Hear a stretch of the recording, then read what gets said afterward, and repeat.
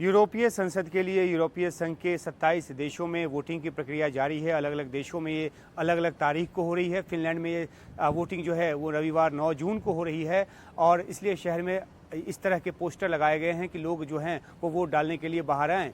यूरोपीय संसद को लेकर फिनलैंड में होने वाला ये 7वां चुनाव है और इस बार के चुनाव में पिछली बार के मुकाबले जो है फिनलैंड को 2 सीटें अधिक दी गई हैं। पहले 13 सीटें थी, लेकिन 2020 में ब्रिटेन के EU से बाहर निकल जाने के बाद सीटों का जो फिर से बंटवारा हुआ उसमें फिनलैंड को 1 सीट मिली और दूसरी सीट की जो बढ़ोतरी है वो 2023 में की गई। और ये चुनाव से पहले जो जनसंख्या के आकलन का जो आधार है उस आधार पर ये बढ़ोतरी जो है वो की गई है, यानी कि यूरोपीय संसद के लिए फिनलैंड के जो 15 सदस्य हैं वो चुने जाएंगे और इसके लिए रविवार को यहाँ पर वोटिंग जो है वो हो रही है और बड़ी तादाद में लोगों के इसमें हिस्सा लेने की उम्मीद जो है वो जताई जा रही है।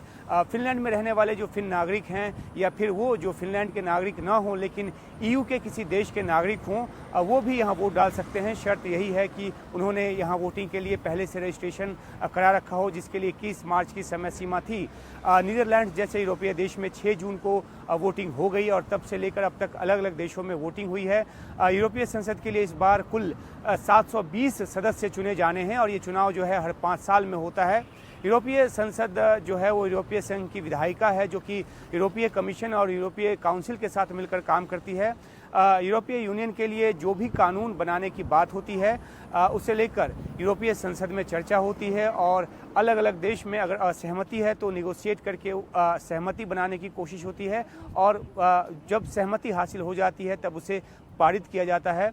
यूरोपीय यूनियन जो है वो दुनिया का सबसे बड़ा इकोनॉमिक ब्लॉक है और इसलिए इसकी अलग एक महत्ता है। ये जो ब्लॉक है दुनिया के देशों के साथ जो भी समझौता करता है उसे यूरोपीय संसद ही जो है वो मंजूरी देती है। और इस बार यूरोपीय संसद के चुनाव में जो है इमिग्रेशन एक बहुत बड़ा मुद्दा है। कई यूरोपीय देश जो हैं वो सीरिया और अफगानिस्तान जैसे देशों से आने वाले इमिग्रेंट्स के लिए अपना दरवाज़ा खोले रखने को तैयार नहीं है। वो चाहते हैं कि इस पर कठोर पाबंदी लगे क्योंकि इससे उनकी समस्याएं जो हैं वो काफ़ी बढ़ रही हैं, उनके अपने नागरिकों की समस्या जो है काफ़ी बढ़ रही है। और इसलिए इस बार के चुनाव में जो उसके पहले सर्वे हुए हैं उसमें कई यूरोपीय देशों में कठोर दक्षिणपंथी दलों की कामयाबी का अनुमान जो है वो पेश किया गया है। हालांकि उनके बीच अपने भी मतभेद हैं। क्लाइमेट चेंज और यूक्रेन वॉर जो है दूसरा अहम मुद्दा है और इन मुद्दों पर ये जो वोटिंग है वो हो रही है। नतीजे पर सबका इंतजार रहेगा, नज़र रहेगी और ये जो नतीजे हैं वो 9 जून की वोटिंग के बाद निकल कर सामने आएंगे और देखना होगा कि फिर यूरोपीय संसद का स्वरूप क्या निकल कर सामने आता है।